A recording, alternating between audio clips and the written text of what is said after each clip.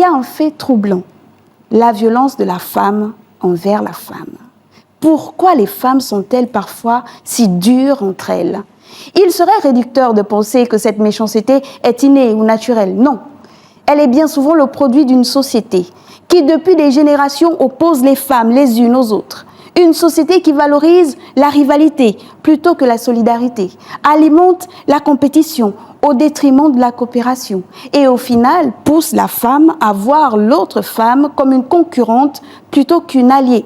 Cette rivalité insidieuse est nourrie par des stéréotypes, des injonctions contradictoires et une culture qui valorise la division.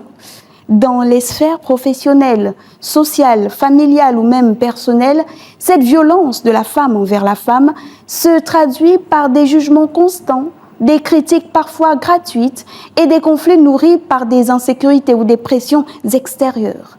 Pourtant, chaque femme connaît les défis qu'il faut surmonter pour s'imposer, les stéréotypes qu'il faut déconstruire, les discriminations qu'il faut affronter.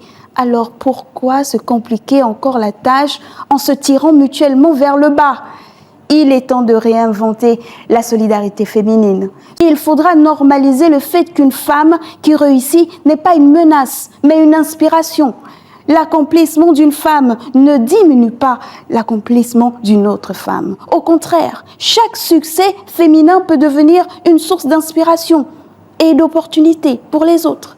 Cela passe par l'éducation, qui doit valoriser l'entraide et déconstruire les stéréotypes genrés. Cela implique également de créer des espaces de dialogue et de mentorat où les femmes peuvent partager leurs expériences, leurs doutes et leurs ambitions sans crainte de jugement. La solidarité féminine n'est pas un idéal naïf, c'est un levier puissant pour transformer les dynamiques sociales. Pour revenir aux violences infligées aux femmes par les hommes, il est évident que ce fléau ne peut être relégué à une simple question de privé ou de domestique.